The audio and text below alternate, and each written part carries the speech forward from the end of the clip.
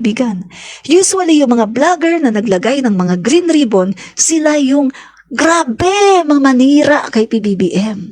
Sila yung umaatake kay PBBM. Araw-araw. Sila yung mga naglagay ng green ribbon. Diba? Gets niyo mga kaibigan? Yung ibig ko sabihin? Bakit alam niya na may mga naglagay ng green ribbon? Bakit alam niya? Bakit pinasalamatan niya yun? So, ang ibig sabihin, aware din siya sa ginagawa ng mga tao na yun, mga vlogger na yun na naglagay ng green ribbon. Aware siya na sinisiraan ng mga vlogger na yun si PBBM. Diba? Make sense, mga kaibigan? So, nagpapatunay lang ngayon na alam ni BP Sara na sinisiraan ng mga DD shit vlogger si PBBM. Nababasa niya siguro yan. Pero, ang tanong, bakit niya tinotolerate? Bakit niya hindi sinasaway? Even yung kanyang speech writer, hindi niya sinaway. Diba? Doon ka magtataka, mga kaibigan. Anong meron? Ito ba ay may basbas na sirain ang ating Pangulo? May basbas ba sa bise? Doon ka magtataka, di ba? Alam niya eh. So, mga kaibigan, malamang may basbas ng vice-presidente ang paninira kay PBBM. Speechwriter nga niya eh, di ba? Binabayaran ng gobyerno. Pero, binabayaran para sirain si PBBM below the belt. Di ba? Make sense, mga kaibigan. Kaya, yung mga nagsasabi dito na wala daw away ang Duterte at Marcos, pinag-aaway ko daw. Hello! Wake up! Magising kayo sa katotohanan. Hindi ang mga loyalista, hindi ang mga Marcos supporters, vloggers ang nagpapaaway, kundi nagre-response lang kami sa ginagawa ninyong kababuyan sa Pangulo namin. Hindi na namin kaya, hindi na namin matake, hindi na namin masikmura ang pambababoy nyo kay PBBM. Hindi na namin kayang sikmurain. Kaya kami ganito. Kaya kami nagre-response ng ganito. Mga baboy kayo. Binababoy nyo ang Pangulo namin.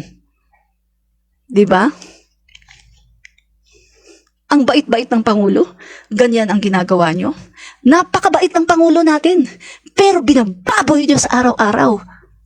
Mga baboy kayo, palbasa, mga pro-China kayo. Mga wala kayo, mga hiya.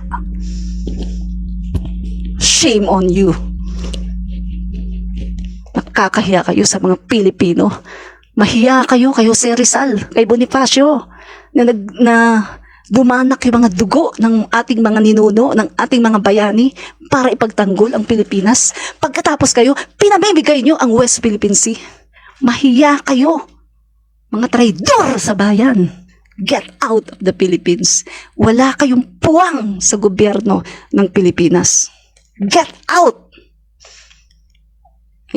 Hindi po ako galit ha, hindi ako galit. Liza Hernandez, si Sara dapat bawalan niya mga DD shit, magsalita ng masama sa kapwa.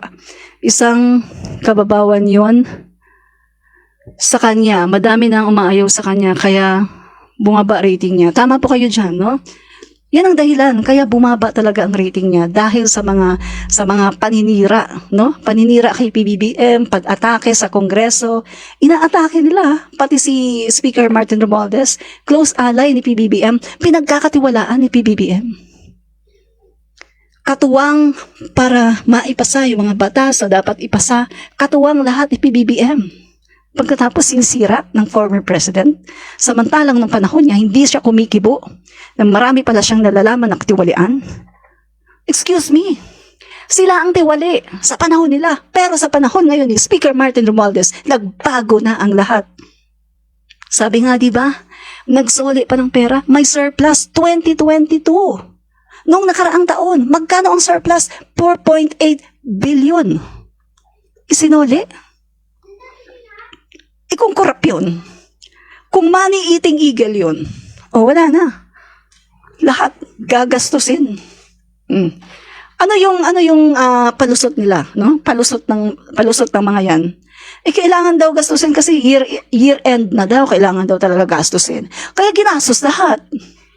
Kahit na ba year end na 'yun eh. Kahit year end na 'yan, kung wala namang pagkakagastusan na talagang importante, huwag mong gastusin. Ibalik mo sa kaba ng bayan, katulad ng ginawa ni Speaker Martin Romualdez. Nagbalik siya ng 4.8 billion. Kasi wala na silang kagagastusan kaya binalik na lang. Yun ang maganda. Pero ano ginawa ni Sara? Ginastos niya lahat, minadali niyang gastusin kasi kailangan na daw gastusin kasi nga year end na daw. Tingnan niyo yung utak. Tingnan niyo yung mindset. Ganyan ba ang mindset ng isang matino na politiko? Dahil lang sa year-end na, 11 days na lang ang natitira, nagkukumahog, naggastosin lahat, kahit wala namang kapararakan yung pinaggastosan. At hindi pa malaman kung saan ginastos. Di ba mga kaibigan? Hindi ako galit ha. Christina Halos, mabait ang Diyos sa mga Marcos, hindi sila magtatagumpay, mga maitim nilang mithiin. Tama po kayo, hindi sila magtatagumpay. Lisa Hernandez, baluktot utak ni Sara, mana sa ama, like father, like daughter. Haha. Tama po kayo dyan. Kasi kung hindi baluktot ang utak niya, hindi sana siya onion skin.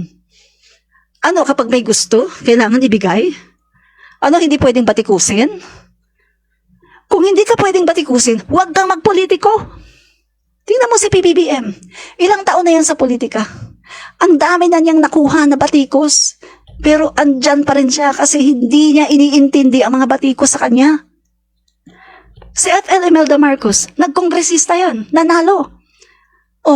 Araw ng kanyang araw ng yung pagpapakilala nila sa kongreso na yun nanalo sila, mga kaibigan. Araw ng oath-taking. Yung kongresista na kapatid ni Ninoy Aquino, si Tessie Aquino, anong ginawa? Nag-speech.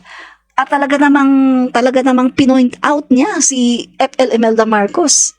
Talaga namang kung ano-anong pinagsasabi niya, pinahiya niya si FL Imelda Marcos sa Kongreso. Napakaraming tao. Anong ginawa ni FL Imelda Marcos? Nakaupo lang siya. Nakatingin lang siyang ganun. Nanunood. Habang minamak siya nitong si Tessie Aquino, na kapatid ni Ninoy Aquino. May sinabi ba siya? Nagpa-interview ba siya at gumante ng salita? Wala! Kasi mga professional ang Marcos. Yung mga tunay na Marcos, professional. At mga mabubuting tao, hindi gumaganti. Hindi katulad itong mga Duterte na yan. Kapag may batikos, lalabas yan si Pidot. Pagkatapos, mumurahin yung mga tao. Mumurahin yung mga nagano sa kanya, nagsasalita sa kanya ng mga pagkikriticize sa kanya, mumurahin niya. Hindi pwedeng i-criticize. Hindi pwedeng hindi ka mag-a-agree, kailangan agree ka lang palagi kay Pidot. At huwag mong kakantiin ang anak niya kasi hindi yan sanay sa ganyan. Di ba sabi niya sa SMNI? Si Inday hindi naman sanay yan sa hindi daw sanay. Hindi sanay si Inday na napapahiya.